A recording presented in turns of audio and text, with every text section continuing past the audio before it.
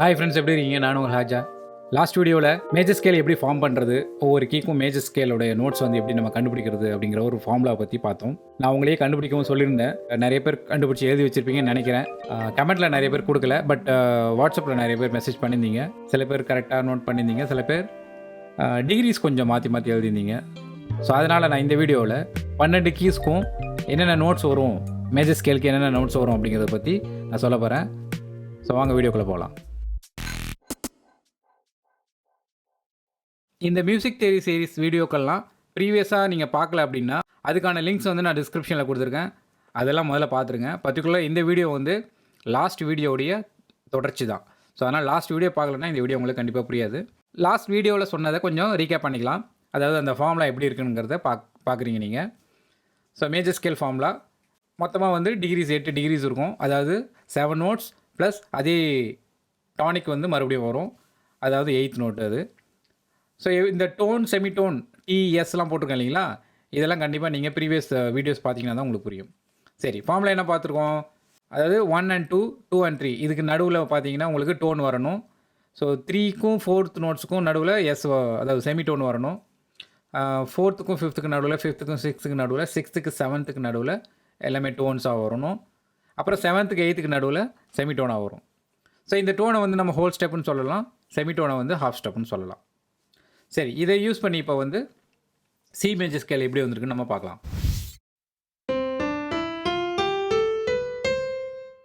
So C major scale வந்து நம்ம last வீடியோவிலே பார்த்தோம் எப்படி ஃபார்ம் பண்ணோம் அப்படின்ட்டு.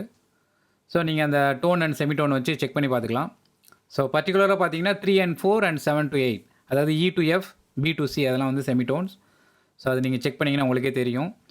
இப்போ இந்த சி மேஜர் ஸ்கேல் மட்டும்தான் வெறும் ஒயிட் கீஸ் மட்டும் யூஸ் பண்ணி நம்ம ஃபார்ம் பண்ணுற ஸ்கேல். இதுக்கப்புறம் வர ஸ்கேல்ஸ் எல்லாமே பார்த்தீங்கன்னா உங்களுக்கு பிளாக் கீஸ் கண்டிப்பாக வரும். அதை பற்றி நம்ம ஒவ்வொன்றா பார்க்கலாம். ஸோ நம்ம என்ன ஆர்டரில் பார்க்க போகிறோம் அப்படின்னா, number of sharp, number of flat கொஞ்சம் கொஞ்சமாக இன்க்ரீஸ் ஆகுது இல்லைங்களா. அதாவது 1 ஷார்ப், 2 ஷார்ப், 1 ஃப்ளாட், 2 ஃப்ளாட் அந்த ஆர்டரில் தான் நம்ம பார்க்க போகிறோம். ஸோ கீஸ் வந்து கொஞ்சம் ரேண்டமாக வரும் பார்த்துங்க. ஸோ அதில் வந்து நம்ம பார்க்க போகிறது G major scale. So G major scale பார்த்தீங்கன்னா உங்களுக்கே தெரியும். ஸோ நமக்கு வந்து ஒரு ஷார்ப் வருது, அது வந்து எஃப் ஷார்ப்.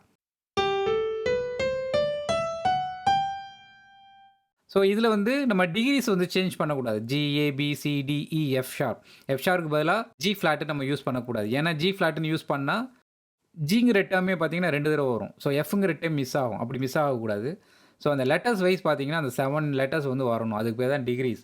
ஸோ அதில் நிறைய பேர் மிஸ் பண்ணுறீங்க. ஸோ அப்படி இருக்கக்கூடாது ஸ்கேல் ஃபார்மேஷனில். ஓகேங்களா? So G major scale notes எல்லாம் நீங்கள் செக் பண்ணிங்க. அதை நீங்கள் ப்ளே பண்ணியும் பார்த்துக்கலாம். Next F major scale. F major ஸ்கேலில் வந்து ஒரு ஃப்ளாட் வரும்.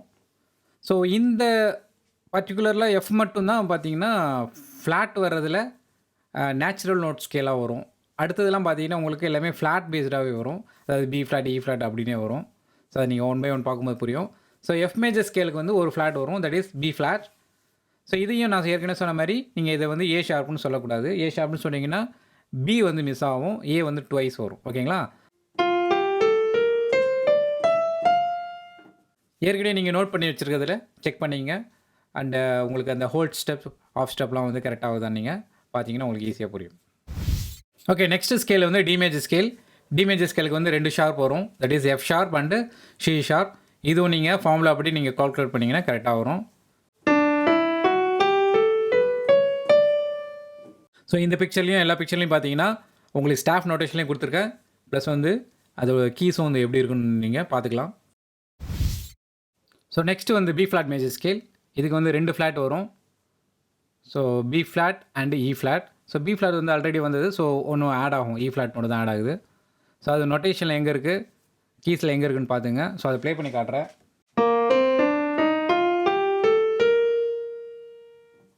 அந்த டோன் அண்ட் செமிடோன் ஃபார்முலா வச்சு செக் பண்ணிங்க கரெக்டாக வருதான்னு.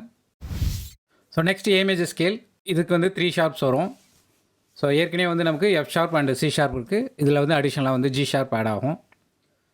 ஸோ இதுக்கான நொட்டேஷன் அண்டு கீஸ் வந்து நீங்கள் பார்த்துங்க. ஸோ இதையும் நான் ப்ளே பண்ணி காட்டுறேன்.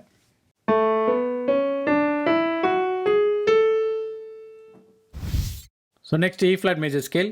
இதுக்கு வந்து 3 ஃப்ளாட்ஸ் வரும். ஏற்கனவே இருக்கிற B flat and E flat கூட இப்போ வந்து ஏ ஃப்ளாட் ஆட் ஆகும். ஸோ அதுக்கான நொட்டேஷன்ஸ் அண்டு கீஸ் பார்த்துங்க.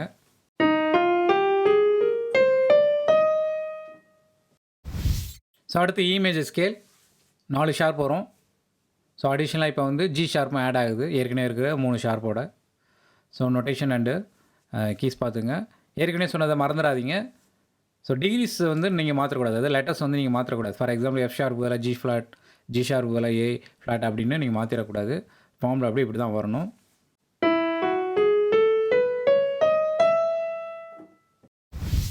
So next A flat major scale 4 flat வரும்.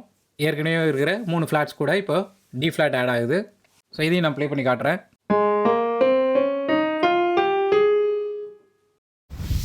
So next B major scale 5 sharp.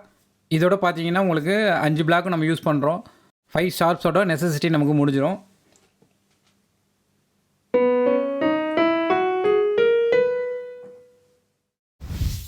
So next scale D flat major scale. இதுக்கு வந்து 5 flat. So flat wise பார்த்தீங்கன்னா இதுவும் நமக்கு ஒரு 5 பிளாக் கீஸ் முடிஞ்சிருது. ஸோ இதோட சவுண்ட்ஸ் எப்படி இருக்குன்னு நம்ம பார்க்கலாம்.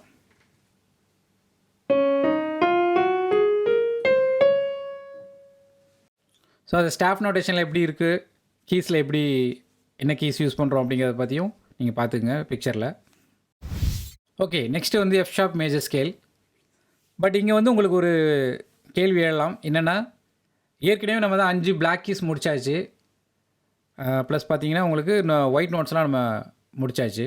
ஸோ அடிஷ்னலாக இது எதுக்கு அப்படின்னு நம்ம கேட்கலாம். பட் இப்போ நீங்கள் பார்த்த வரைக்கும் பார்த்தீங்கன்னா 11 தான் வரும்.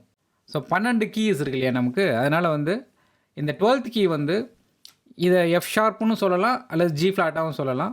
ஸோ நம்ம முதல்ல எஃப் ஷார்ப்புக்கு எப்படி வரும்னு சொல்லிடுறேன். ஜி ஃப்ளாட்டுக்கு வந்து நெக்ஸ்ட் வரும்.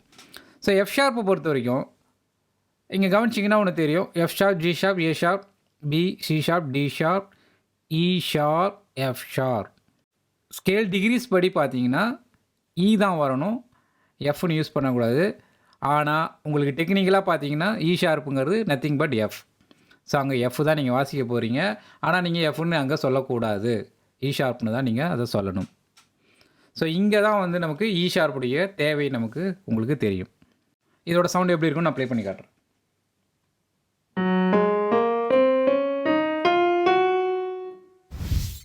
நெக்ஸ்ட்டு வந்து G flat major scale.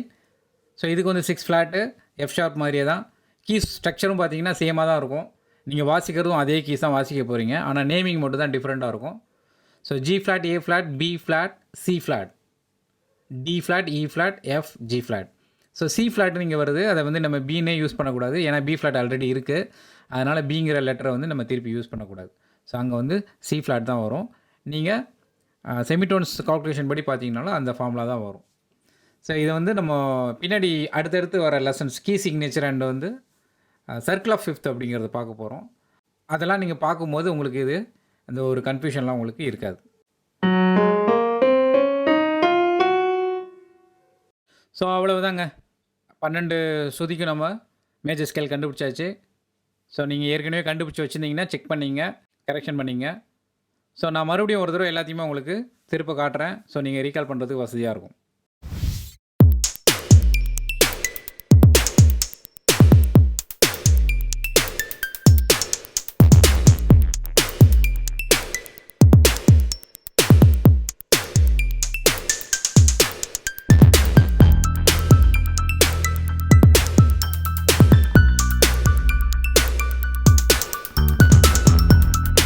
Okay, இந்த வீடியோ உங்களுக்கு ரொம்ப ஹெல்ப்ஃபுல்லாக இருந்திருக்கும் நம்புகிறேன். லைக் பண்ணுங்கள், ஷேர் பண்ணுங்கள், கமெண்ட் கொடுங்க. இது வரைக்கும் நம்ம சேனலுக்கு சப்ஸ்கிரைப் பண்ணலன்னா ப்ளீஸ் சப்ஸ்கிரைப் பண்ணுங்கள். பக்கத்தில் இருக்க பெல் பட்டனையும் ப்ரெஸ் பண்ணிக்கோங்க. என்னோடய வீடியோ அப்டேட்ஸ் எல்லாம் உங்களுக்கு நோட்டிஃபிகேஷனாக கிடைக்கும். மீண்டும் இன்னொரு வீடியோவில் சந்திக்கலாம். நன்றி, வணக்கம்.